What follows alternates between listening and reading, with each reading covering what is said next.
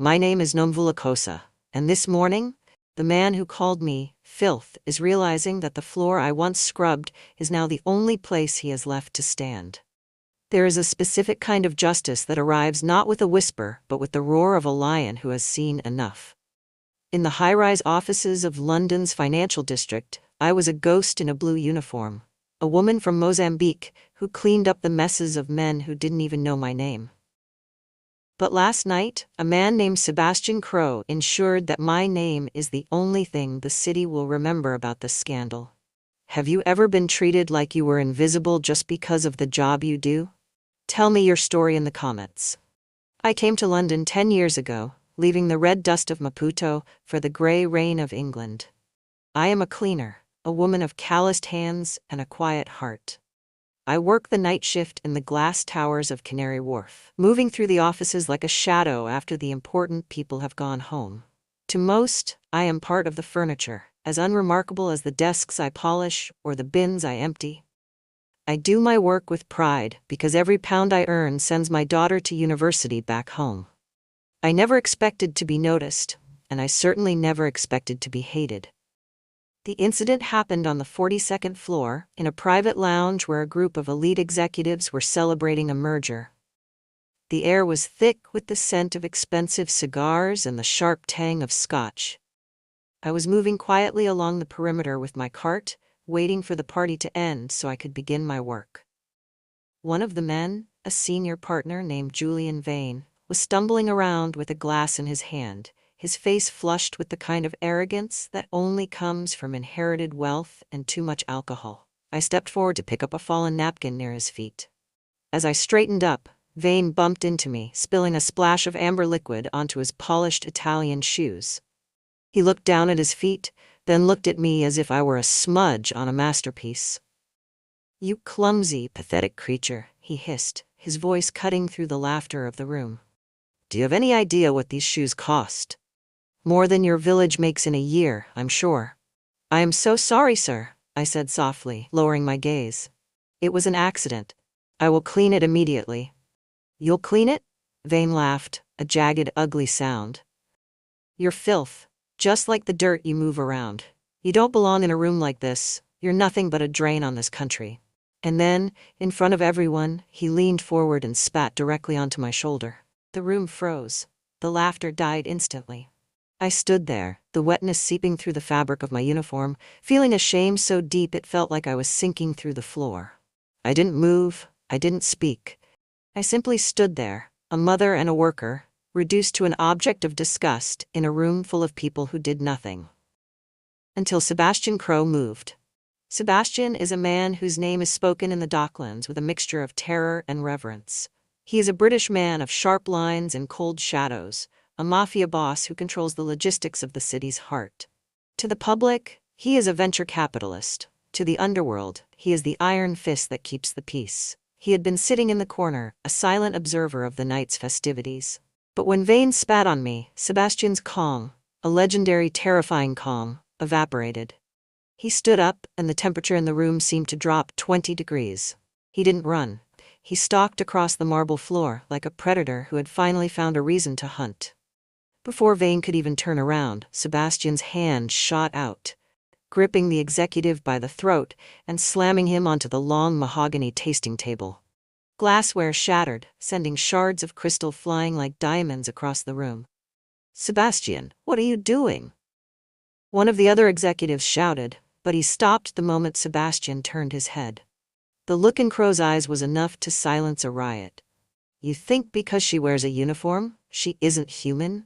Sebastian's voice was a low, vibrating growl that made the air feel heavy. He leaned in close to Vane's face, his grip tightening. "You think because you have a title, you have the right to degrade a woman who works harder in an hour than you have in your entire miserable life? It was just a cleaner." Vane choked out, his eyes bulging with fear. "She got in the way."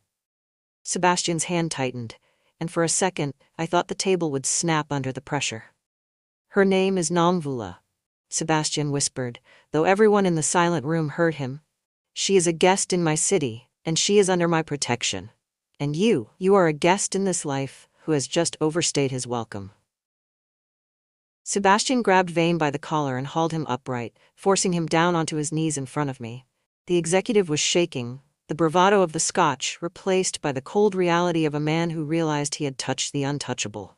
"Apologize," Sebastian commanded. I'm sorry," Vane stammered, looking at my boots. "Look at her," Sebastian hissed. "Look at her eyes and apologize like a man who wants to keep breathing." Vane looked up at me, his face pale and tear-streaked. "I'm sorry, Namvula. I shouldn't have. I'm sorry."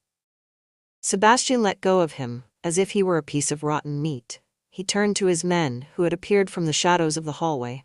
"Get this garbage out of my sight, and call Marcus.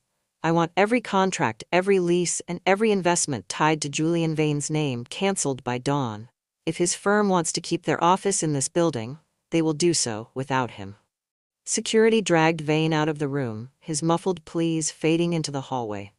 The other executives stood like statues, terrified to breathe. Sebastian didn't look at them. He turned to me, and the fire in his eyes died down, replaced by a profound, respectful softness. He reached into his pocket, pulled out a silk handkerchief, and gently wiped the stain from my shoulder.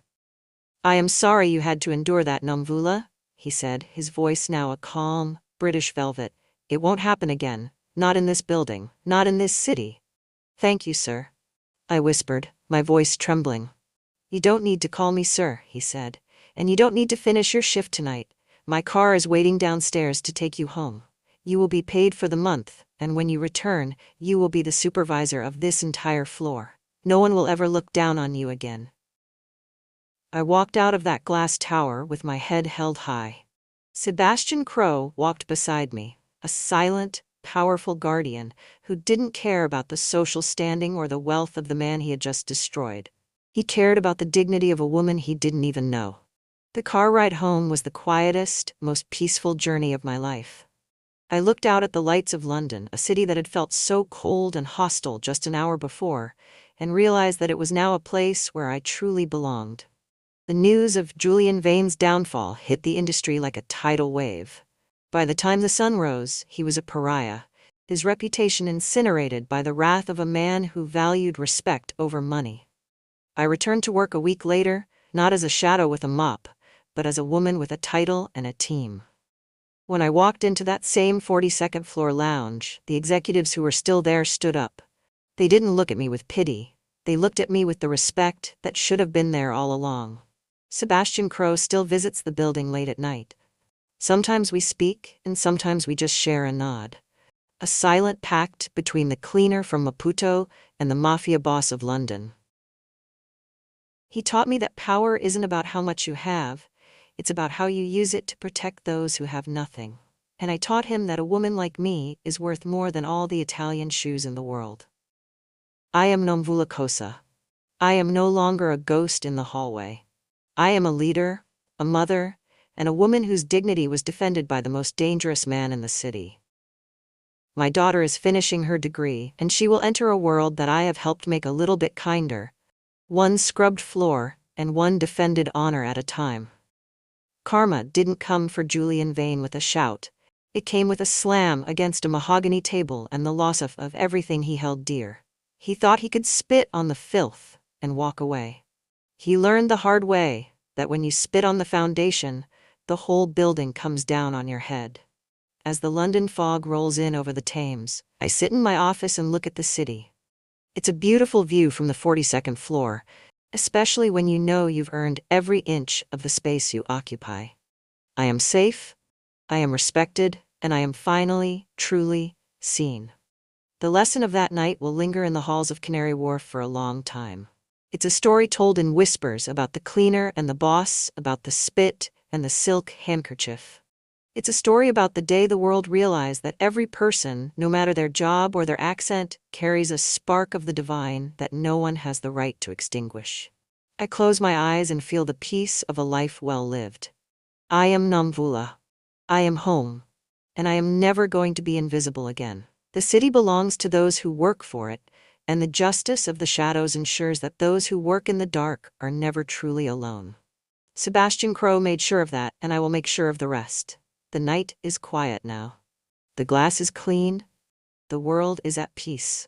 And for a woman from Mozambique, That is the greatest victory of all. I am no longer a cleaner of floors, I am a cleaner of souls, making sure that respect is the only thing we leave behind when the lights go out.